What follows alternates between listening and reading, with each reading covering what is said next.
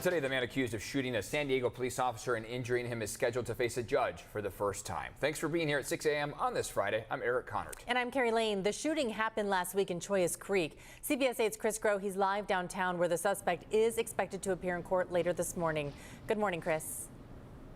Yeah, good morning, Eric and Carrie. And look, that arraignment will be taking place at 1:30 p.m. And this is shortly after the 30-year-old was arrested just on Wednesday in Kearny Mesa, just a week after that shooting took place. And if you remember, Chollas Creek, that area completely shut down. But finally, J.C. Blake Sarter has been arrested. Now, as for, again, that shooting, let's go through that series of events there. This happened after a San Diego police officer spotted a stolen vehicle, tried to pull over that stolen vehicle, and a person got out.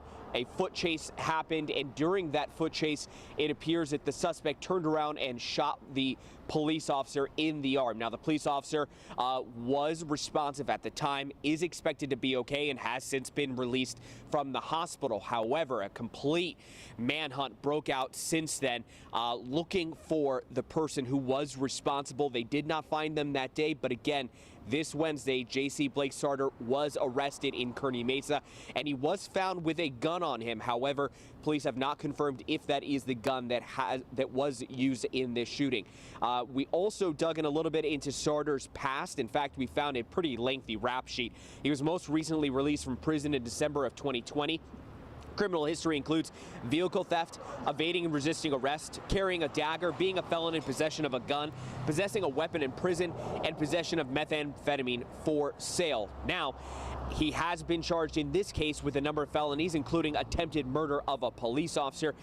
We spoke with Police Chief David Nislight after he was arrested, and Nislight said that if he is found guilty, he does expect and want Sarter to be sentenced to the fullest extent. I will be asking the courts to sentence Mr. Sarter to the max sentence. Anytime you assault law enforcement, I believe you deserve the maximum sentence. Now, Sarter's arraignment is scheduled for 1:30 p.m., so we will be in the courtroom. We will be following to see exactly what happens if he enters a plea of not guilty or guilty and how that impacts things moving forward, including the next court date. So stick with CBS 8 as the day moves forward. Eric and Carrie. Chris Groh reporting live. Chris, thank you. This morning, a San Diego police officer remains hospitalized with serious injuries after he was hit by a car and thrown off his motorcycle. It happened yesterday afternoon at Garnett Avenue and Kendall Street in Pacific Beach. An off-duty officer with Coronado Police Department saw the crash and used the injured officer's radio to call for help. We don't know what caused the crash yet. The driver stayed at the scene and cooperated with investigators. The officer is being treated for what we are told are major injuries. This morning, 3 people are behind bars accused of 26 home break-ins across San Diego County. Now, these suspects appeared in court yesterday. Authorities say they targeted homes in neighborhoods like Carmel Valley and Del Mar. Police say the group would travel from Los Angeles and Riverside County and come all the way down to San Diego, where they would commit multiple break-ins in one day. The 3 suspects each face 37 years in prison. This morning, the man accused of beating and killing a 2-year-old in Bay Terraces is pleading not guilty. 20-year-old McCarvin Carnigal Sanchez is charged with murder. Police say the child was found not breathing on Monday and had serious injuries that suggest child abuse. The suspect was dating the toddler's mother. The child's father was also there and seemed skeptical of the charges. I see Mac and he's a great kid, you know. I don't know what happened, but I know Mac's a good kid, and I'm really glad that he watched my kid till the very end.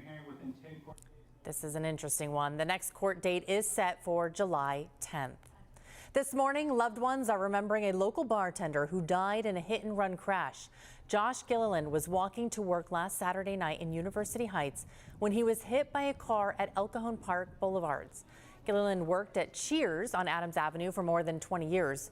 Friends and family gathered for a vigil last night. I'd just like people to remember his kindness and to be more like Josh. This week I've had so many people tell me that Josh was their best friend. So he's the kind of guy who, you know, had a lot of best friends. Police are still looking for the driver. This morning, there is a new deadline for the MTS bus driver strike to end. The MTS board voted to set the date for TransDev to end the labor dispute with their drivers by next Friday. Board members also gave the third-party staffing agency $1 million to bring to the bargaining table. That money could be used as a ratification bonus or to try and solve other issues like drivers that are fighting for, like bathrooms. Meantime, union members say that money is not enough. We got to understand that $1 million was just a pony show. Right now, it's unclear how union members will be voting on this and if this strike will indeed end a week from today. Right now, homeowners at a University Heights condo complex want to know why they're footing the bill for property damage done by police. We're working for you now to get answers on this. Last November, officers created $600 in damage trying to apprehend a suspect wanted in connection in a deadly drug overdose case. He barricaded himself behind the complex and officers ended up busting open a metal gate and wooden fencing. The city has since denied claims made by homeowners for reimbursement of those damages, saying they need to file a lawsuit. We offered a different solution. We had a way to get the SWAT team keys, and they said no.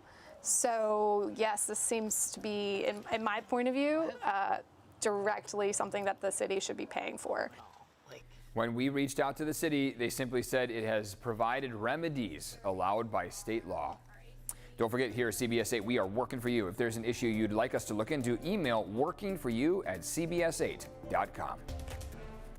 Taking a look outside here on this Friday. How's it looking out there, Carrie Lane? Well, it's still looking a little cloudy out there as we take a live look. It's got that marine layer we're still waking up with in the morning hours. Much more thin today. It's going to clear much quicker, so it should be a very nice day by the time we get into the afternoon hours. I know those beach communities are feeling very deprived of the sunshine here in San Diego. This graph shows you a little bit of the roller coaster ride we're going to be on for the next couple of days. Today, temperatures roughly in the low 70s, and then they peak tomorrow due to a high pressure system to the mid 70s. It's going to be beautiful for the inland valleys and even our beach communities. Then a cooling trend will start on Father's Day. It will continue through the start of next week before another high pressure system bumps our temperatures back up, and then we cool back as we get into the latter part of our next week. So really a gorgeous week forecast. I will say, even though we have these changes in temperature, it's only a few degrees here and there, so there's no drastic changes in sight. Another live look at that stubborn marine layer that I know so many of you are ready to say goodbye to. It will move on out of here. Tomorrow will be an even better day, I promise. All right, so current temperatures along the beaches were in the low 60s. Same for the inland valleys. Ramona, 59 degrees this morning. Alpine in the upper 50s. Julian out in the 50s. And Borrego Springs right now says 69 degrees. So sometimes it gets a little bit cooler as the sun starts to come up before it warms back up, because I know it was just warmer in Borrego Springs. Low pressure system driving that marine layer, and then the heat is going to come from that high pressure system that has been wreaking havoc over Texas. Their temperatures there have been in the triple digits, like 113 to 119. Extreme weather. That is what's going to bump up our temperatures through Saturday, and then another low pressure system will move in from the north and take over from there, cooling us off. All right, let's take a look at your border wait times. From the CBP website, it is 35 minutes for the general line at the San Ysidro Port of Entry and 35 minutes for the general line at the Otay Mesa Port of Entry.